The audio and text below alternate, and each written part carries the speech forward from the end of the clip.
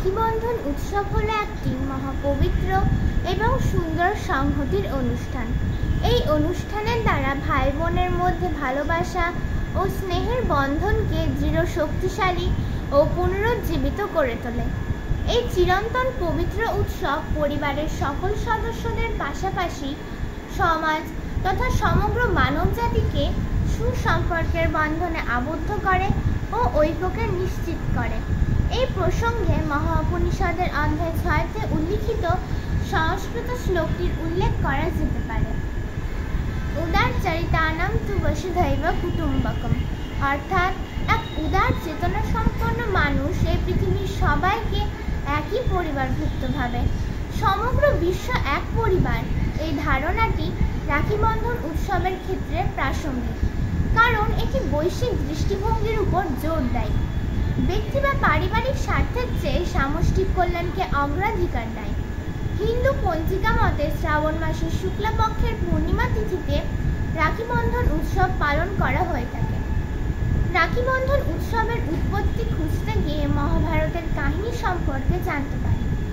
মহাভারতে বর্ণিত এক যুদ্ধে শ্রীকৃষ্ণের কবজিতে আঘাত লেগে রক্তপাত শুরু হলে পঞ্চপাণ্ডবের স্ত্রী দ্রৌপদী তার শাড়ির আঁচল খানিকটা ছিঁড়ে কৃষ্ণের হাতে বেঁধে দেন।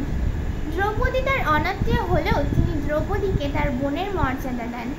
পরবর্তীকালে কৌরবপক্ষ কর্তৃক দ্রৌপদীর বস্ত্রহরণকালে শ্রীকৃষ্ণ দ্রৌপদীর সম্মান রক্ষা করে ভাই বোনের সম্পর্ককে দৃষ্টান্ত স্বরূপ গড়ে তোলেন। এভাবেই রাখি বন্ধন উৎসবের প্রচলন হয়। আবার অন্য একটি কাহিনীতে বর্ণিত আছে, দৈত্যরাজা বলি ছিলেন বিষ্ণুর ভক্ত। বিষ্ণু বৈকুণ্ঠ ছেড়ে বলির রাজ্য রক্ষা করতে চলে এসেছিলেন। বিষ্ণু স্ত্রী লক্ষ্মী স্বামীকে ফিরে পাওয়ার জন্য এক সাধারণ নারীর ছদ্মবেশে বলিরাজার কাছে আসেন। লক্ষ্মী বলিকে বলেন তার স্বামী নিরুদ্দেশ এবং যতদিন না তার স্বামী ফিরে আসেন তিনি যেন লক্ষ্মীকে আশ্রয় দেন। বলিরাজা ছদ্মবেশী লক্ষ্মীকে আশ্রয় দিতে রাজি হন। শ্রাবণ পূর্ণিমায় লক্ষ্মী বলিরাজার হাতে একটি রাখি বেঁধে দেন। বলিরাজা কারণ জিজ্ঞাসা করলে লক্ষ্মী আত্মপরিচয় দিয়ে সব কথা খুলে বলেন।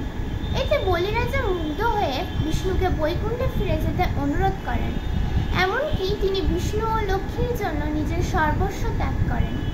এরপর থেকে শ্রাবণ পূর্ণিমার তিথিটিতে বোনেরা রাখি বন্ধন উৎসব হিসেবে পালন করে থাকে।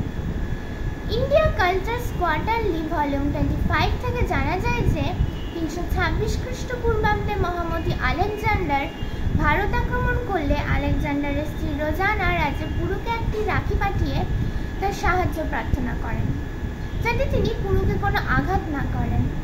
রাজা পুরু রাখিকে সম্মান করতেন, তাই তিনি যুদ্ধক্ষেত্রে নিজে আলেকজান্ডারকে কোনো আঘাত করেননি।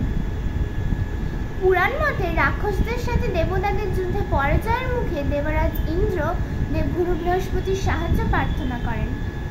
দেবগুরু বৃহস্পতির পরামর্শ মেনে শ্রাবণ পূর্ণিমায় ইন্দ্রের স্ত্রী শচী একটি মন্ত্রপুত রাখি ইন্দ্রের হাতে বেঁধে দেন এবং দেবতারা যুদ্ধে জয়লাভ করেন। এসব পৌরাণিক ও ঐতিহাসিক কাহিনী থেকে আমরা জানতে পারি রাখি বন্ধন উৎসব একটি অতি প্রাচীন উৎসব। 19 শতকে আমাদের বাংলায় জাতীয়তাবাদী আন্দোলন চরম পর্যায়ে ছিল, যা ছিল ব্রিটিশ সাম্রাজ্যের কাছে অপরিমিত ভয়ের কারণ। এই জাতীয়তাবাদী আন্দোলন দমন করার জন্য ব্রিটিশ সরকার সিদ্ধান্ত নেয় তারা বাংলাকে 2 ভাগে ভাগ করবে। ওই সময় ভারতের বিভিন্ন নেতৃত্ববৃন্দ এবং রবীন্দ্রনাথ এই সিদ্ধান্ত সমালোচনা করেন এবং বঙ্গভঙ্গের বিরুদ্ধে আন্দোলন শুরু করেন। বঙ্গভঙ্গের বিরুদ্ধে প্রতিরোধ গড়ে তোলার জন্য 1905 সালে রবীন্দ্রনাথ সহ বিভিন্ন নেতৃত্ববৃন্দ সবাইকে রাখি বন্ধন উৎসব পালন করার জন্য আহ্বান করেন। আজ এই দিনটির উদ্দেশ্যে রবীন্দ্রনাথের এই বিখ্যাত গানের লাইনগুলি বিশেষ তাৎপর্যপূর্ণ ও ইঙ্গিতবাহী। প্রভু, আজি তোমার দক্ষিণ হাত রেখো না ঢাকি, এসেছি তোমারে হে নাথ পরাতে রাখি, যদি বাঁধি তোমার হাতে পড়ব বাঁধা সবার সাথে, যেখানে যে আছে কেউই রবে না বাকি। নমস্কার।